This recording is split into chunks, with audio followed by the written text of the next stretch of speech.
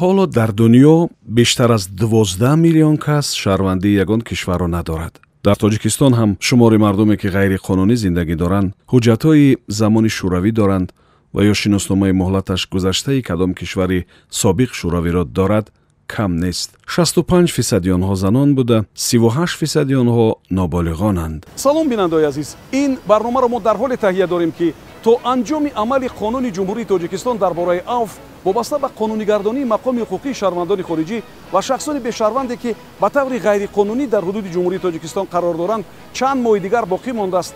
тибқи ҳамин қонун шахсони мансабдор ва шаҳрвандони тоҷикистон барои риоя накардани тартиби муқарраршудаи истиқомати шаҳрвандони хориҷӣ ва шахсони бешаҳрванд ҷазо дода намешаванд. муддате ки қонуни мазкур барои ин гурӯҳи шахсон муқаррар карда буд 3 солро дар бар мегирифт. акнун биёед таҳлил мекунем ки дар ин муддат чӣ корҳо анҷом дода шуданд ва мақомоте ки барои татбиқи ин қонун муваззаф шуда буд ба кадом дастовардҳо ноил гашт. қайд кардан ба маврид аст ки ҳамин қонун аз рӯи хусусияти инсондӯстӣ иқдоми саривақтӣ ва хеле хуби сарвари кишвари мо буд ки дар татбиқи он кормандони ниҳоди дахлдори вазорати корҳои дохилӣ саҳми арзандае гузоштанд. амали ин қонун фақат ба ҳамон гурӯҳи шахсоне татбиқ мешавад ки бешаҳрванд буда дорои гувоҳномаи истиқомати давлати хориҷианд ва муҳлати эътибори он гузаштааст.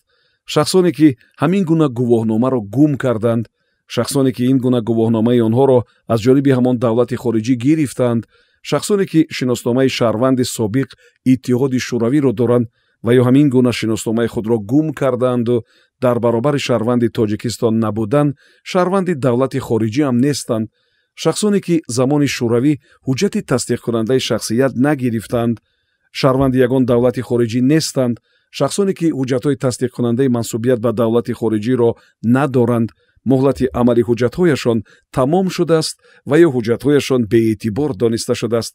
шахсоне ки дар ноҳияҳои назди сарҳадии тоҷикистон бо шиносномаи эътибордоштаи давлати хориҷӣ зиндагӣ мекунанд ва наметавонанд раводиди кишвари моро дастрас кунанд, шиносномаи худро ба қайд гузоранд ва ҳуҷҷатҳои худро барои иқомати доимӣ пешниҳод кунанд. агар дар мавриди сабабу омили беҳуҷҷат мондани гурӯҳи мардум суҳбат кунем, чанд то муҳимтарини онҳоро мешавад ки ба ёд овард. пошхӯрии иттиҳоди шӯравӣ, ҷанги шаҳрвандӣ, гум шудани ҳуҷҷатҳо дар натиҷаи кӯчидан аз як кишвар ба кишвари дигар, муноқишаҳои мусаллаҳона ва оқибати муҳоҷират, оиладор шудан бо шаҳрванди кишвари дигар, таваллуд шудан дар оилае ки волидон ё яке аз волидон шахси беҳуҷҷат ва бешаҳрванд аст ва мисли инҳо. бештар аз 2.5 сол аз қабули ин қонун сипарӣ мешавад. бисёриҳо бо истифода аз ин имконият тавонистанд ки барои гирифтани ҳуҷҷатҳои зарурӣ иқдом кунанд, аммо мутаассифона ҳоло ҳам ҳастанд оилаҳо ва шахсони алоҳидае ки барои гирифтани ҳуҷҷатҳои тасдиқкунандаи шахсият ва қонунӣ гардонидани будубоши худ дар ҳудуди ҷумҳурии тоҷикистон тасмими ҷиддӣ нагирифтанд ва ба мақомоти дахлдор муроҷиат накарданд. бояд ҳатман қайд кард ки баъди қабули қонуни ҷумҳурии тоҷикистон дар бораи авф вобаста ба қонунигардонии мақоми ҳуқуқии шаҳрвандони хориҷӣ ва шахсони бешаҳрванде ки ба таври ғайриқонунӣ дар ҳудуди ҷумҳурии тоҷикистон қарор доранд, хадамоти шиносномавиву ба қайдгирии вазорати корҳои дохилӣ ва сохторҳои зертобаи он вохӯриҳои зиёдеро дар тамоми ҷамоату манотиқи кишвар баргузор карданд. дар ҳама нуқтаҳои шиносномадиҳӣ гӯшаҳои иттилоотӣ ташкил карда шудаву моҳият, зарурат ва имкониятҳое ки ин қонун барои ҳамин гурӯҳи мардум пешниҳод мекунад, тариқи воситаҳои ахбори омма, суҳбатҳои алоҳида, нишасту вохӯрӣ ва корҳои фаҳмондадиҳӣ баён карда шуданд. бо иқдоми ине ки инсондӯстонаи пешвои муаззами миллат, президенти ҷумҳурии тоҷикистон, асосгузори сулҳу ваҳдати миллӣ муҳтарам эмомалӣ раҳмон санаи 18 декабри соли 2019 таҳти рақами 1652 қонуни ҷумҳурии тоҷикистон дар бораи авф вобаста ба қонунигардонии мақоми ҳуқуқии шаҳрвандони хориҷӣ ва шахсони бешаҳрванде ки ба таври ғайриқонунӣ дар ҳудуди ҷумҳурии тоҷикистон қарор доранд қабул карда шуд. дар ҳолати ба қайдгирии аризаҳои шаҳрвандон нисбатан шаҳрвандони ҷумҳурии ӯзбекистон, федератсияи россия, ҷумҳурии молдова ва украина аз сабаби оне ки бо шаҳрвандони ҷумҳурии тоҷикистон оила барпо намуда ва дар ҳудуди ҷумҳурии тоҷикистон зиндагӣ намуданд ва бо сабабҳои муҳоҷирати меҳнатӣ, таҳсил, табобат ва дигар фаъолияти меҳнатӣ ба ҳудуди ҷумҳурии тоҷикистон ворид гаштанд ва солҳои тӯлонӣ дар ҳудуди ҷумҳурии тоҷикистон зиндагӣ намуданд, муроҷиат намуда истодаанд. албатта мо тавонистем дар як фурсати кӯтоҳ, яъне аз аввали соли 2020 то инҷониб шумораи зиёди шаҳрвандонро қабул ва аризаҳои онҳоро баррасӣ намуда соҳиби ҳуҷҷати тасдиқкунандаи шахсият гардонем. дар кори татбиқи ин қонун чанд созмону ташкилоти байналмилалӣ ва ғайридавлатӣ ҳам саҳмгузорӣ мекунанд. онҳо дар доираи лоиҳаҳои мушаххасе бо ин гурӯҳи мардум дар навоҳии таҷрибавӣ кор мекунанд. бояд гуфт ки онҳо қисме аз хароҷотеро ки ин раванд барои аризадиҳанда дар пай дорад ба уҳдаи худ гирифтанд. барои мисол мардуми ниёзманде ки дар доираи қонуни мазкури авф мехоҳад мақоми худро қонунӣ гардонад, метавонад дар пардохти боҷи давлатӣ барои ин кор аз кӯмаки ин гуна созмонҳо баҳравар шаванд. 18 декабри соли 2019 аз тарафи пешвои муаззами миллат президенти ҷумҳурии тоҷикистон эмомалӣ раҳмон қонун дар бораи авф вобаста ба қонунигардонии мақоми ҳуқуқии шаҳрвандони хориҷӣ ва шахсони бешаҳрванд қабул карда шуд. ин мутобиқи ин қонун шаҳрвандони хориҷӣ ва шахсони бешаҳрванде ки зодаи собиқ иттиҳоди давлатҳои шӯравӣ мебошанд ва то 31 декабри соли 2016 ба ҷумҳурии тоҷикистон ворид шуда ба таври ғайриқонунӣ истиқомат мекунанд, авф карда мешавад. новобаста аз ҳамаи ҳамин маъракаҳои иттилоотӣ боз шахсоне ҳастанд ки шахсоне ки таҳти амали қонуни авф қарор доранд, онҳо аз ҳамин қонуни авф бехабар мондаанд. мо медонем ки қабули қонуни авф дар мавҷи аввали пандемияи COVID-19 сурат гирифт ва мардум худашон муоширати худашонро маҳдуд мекарданд ва инчунин ба мақомотҳои давлатӣ муроҷиат намекарданд. ҳаминро ҳам ба назар гирифтан лозим аст ки аксарияти кулли шахсоне ки таҳти амали қонун қарор доранд, онҳо дар ноҳияҳои дур аз марказҳои маъмурӣ зиндагонӣ мекунанд. масъалаи татбиқ ва иҷроиши қонуни мазкур дар вазорати корҳои дохилии тоҷикистон бевосита зери назорати вазири корҳои дохилии тоҷикистон генерал полковники милисар раҳимзода рамазон ҳамроҳ қарор дошт ва кормандони ин вазоратхона бо тамоми мардуме ки зери таъсири ин қонун қарор мегирифтанд дар ҷамоатҳо ва деҳоти тоҷикистон суҳбати рӯбарӯ доштанд. ин бону ки келин дар як хонаводаи тоҷик аст, зодаи украин аст. ӯ ҳам дар қатори чандин нафари дигар барои гирифтани ҳуҷҷати расмӣ омодагӣ мегирад. Меня зовут Хоменко Юлия Анатольевна. Приехала сюда в 2007 году с мамой.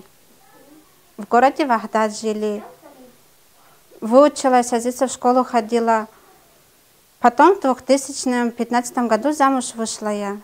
Сейчас у меня 2 детей в данный момент, 2 мальчика. Сегодня нам позвонили и сообщили, что можете получить вид на жительство Таджикистана.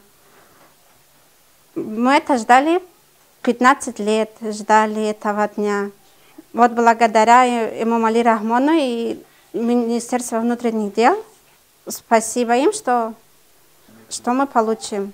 Хижбахтона интизорам ки моҳои наздикда паспорти асл мегирем ки рафто омад кунам кати хештаворому кати шавҳарам ки шавҳарам Россия да кор мекуна бе ҳамин сабаби паспортим рафта наметонистам.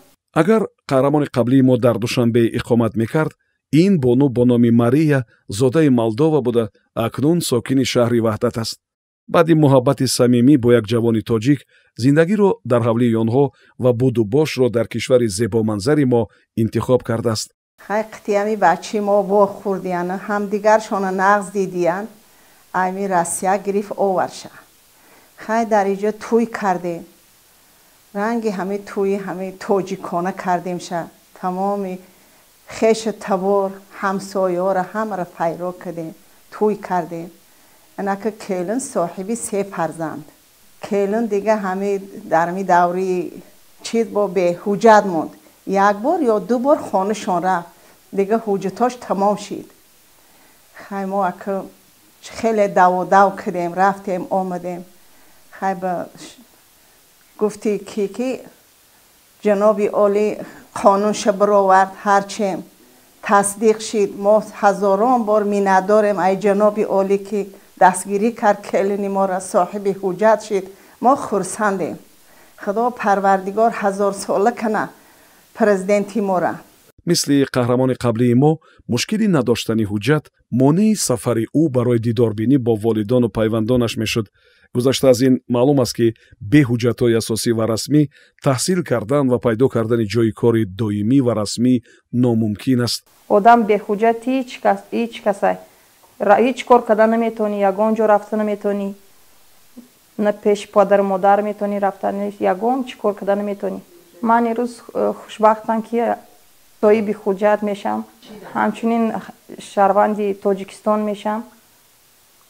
رحمت بر پرزیدنت امامعلی رحمان که تا امروز قانون برد ما را یاردم کرد. در همه کار و عمل این بانو که الکی صاحب چند فرزند بوده مهمان نوبتی را در خانواده انتظار است، محبت به زبان و فرهنگ و عرف و عادت و عنعنه‌های ملی تاجیکی احساس می شود.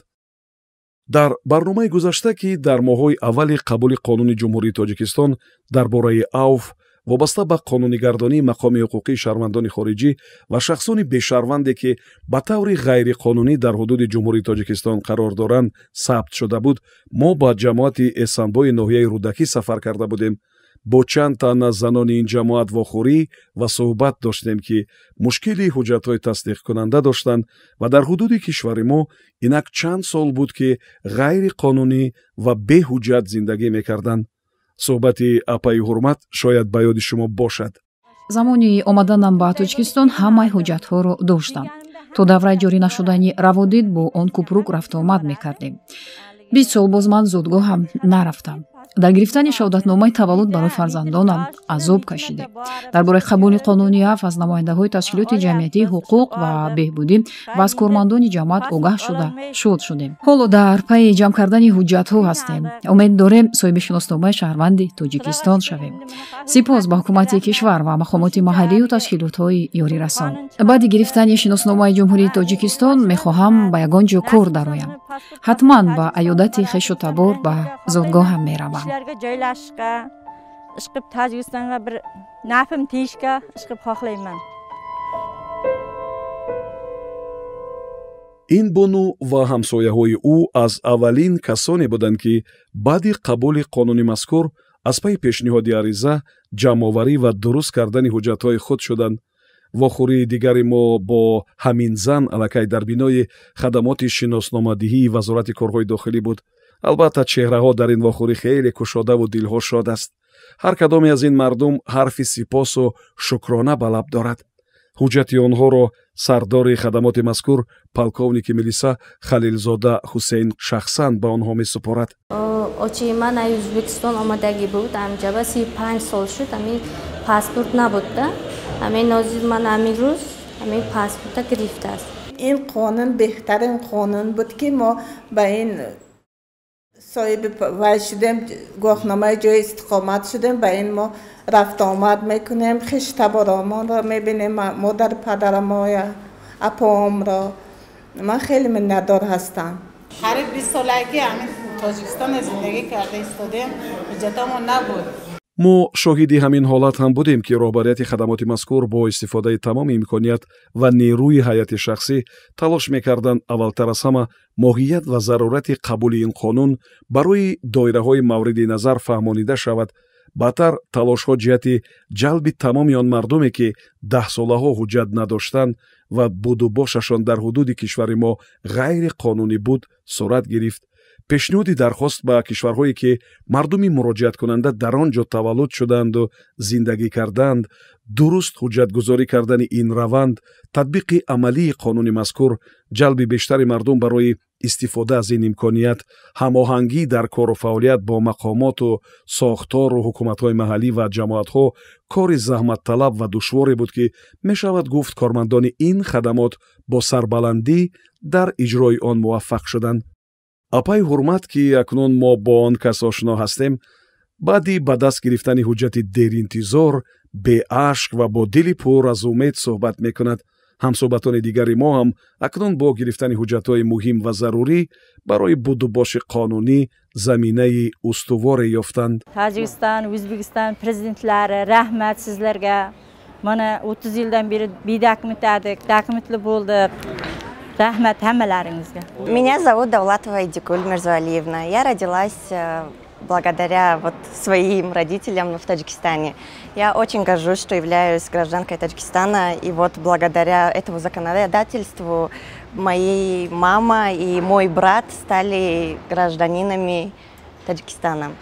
Они приехали с Иркутска и в 1998 году по случайности потеряли документы. И так больше не восстанавливали их. В этом году, слава богу, у нас все пошло хорошо, и мы получили документы. И я советую всем, кто не имеет документов, пожалуйста, сделайте документы. Никуда без документов не получится. Никуда. Сделайте до декабря. пушти ин чеҳраҳо ва амалишавии нақшаҳо кору талош ва заҳмати шабонарӯзии онҳое меистад, ки дар татбиқи қонуни мазкур масъулият доштанд ва онро дар сатҳи баланд иҷро мекунанд.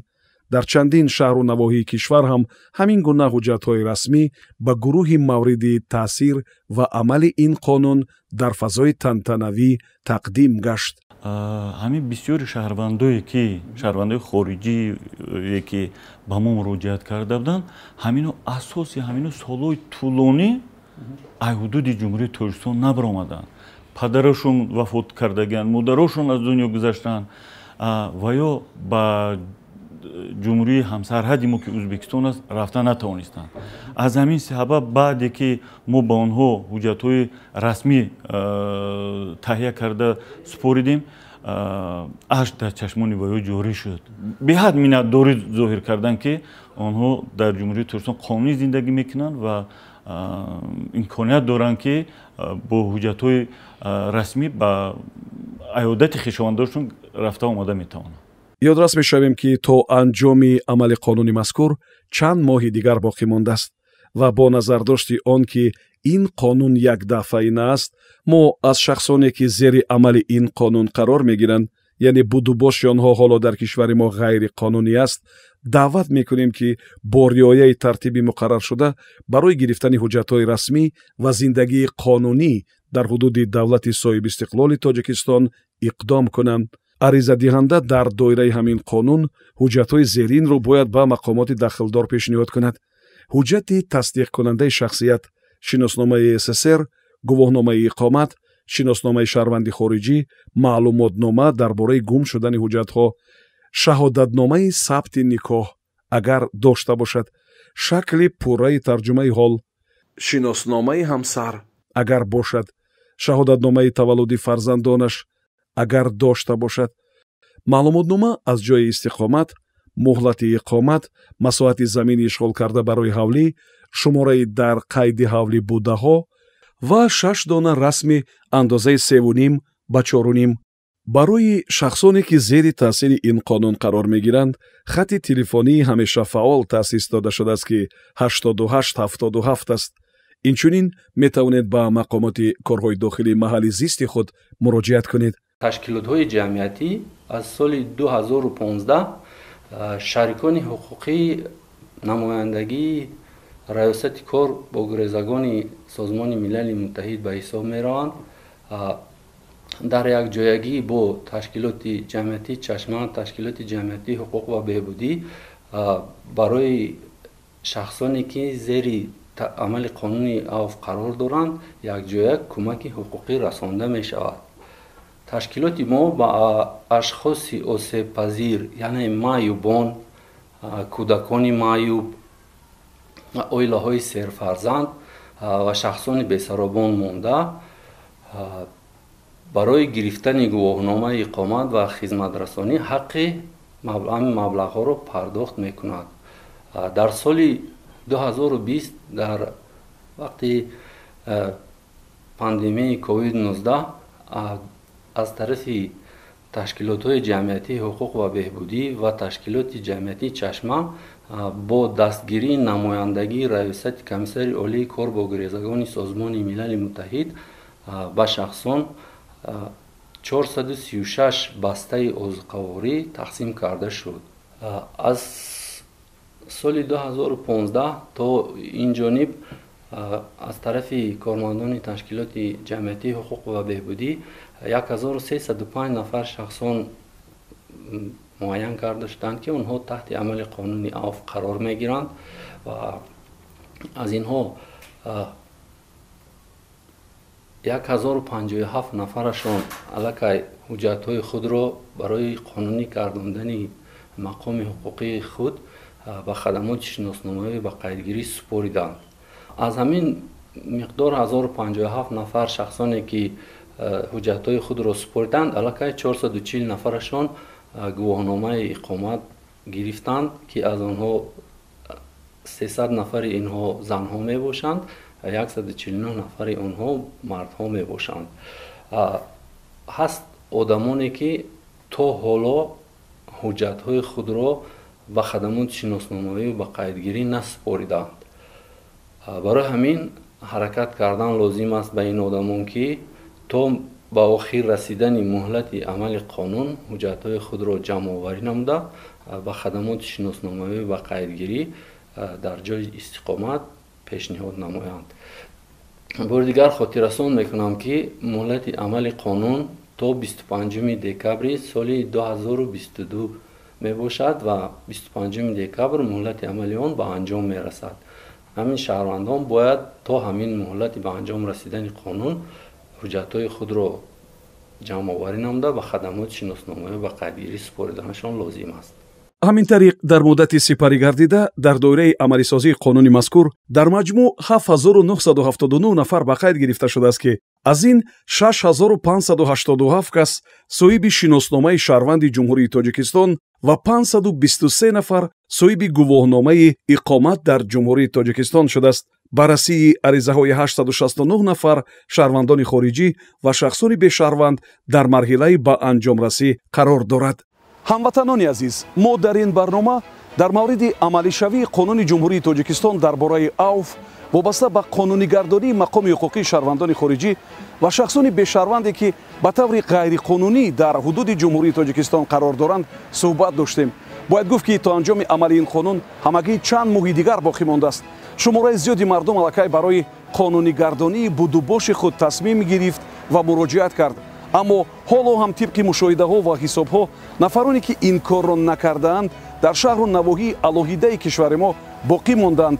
бояд гуфт ки авф ба ин маъни аст ки шумо барои то ин муддат будубоши ғайриқонуниятон дар ҳудуди Тоҷикистон акнун муҷозот намешавед. фақат кофӣ аст ки барои гирифтани ҳуҷҷатҳои расмӣ муроҷиат кунед. ин иқдом якдафаӣ набуда, намунаи олии ватандӯстӣ ва эҳтироми ҳуқуқҳои инсон аз ҷониби роҳбарияти олии сиёсии кишвари мо, асосгузори сулҳу ваҳдати миллӣ, пешвои миллат, президенти ҷумҳурии Тоҷикистон муҳтарам Эмомалӣ Раҳмон аст. ҳатман барои будубоши қонунӣ дар ҳудуди ҷумҳурии Тоҷикистон то анҷоми муҳлати амали ҳамин қонун иқдом кунед.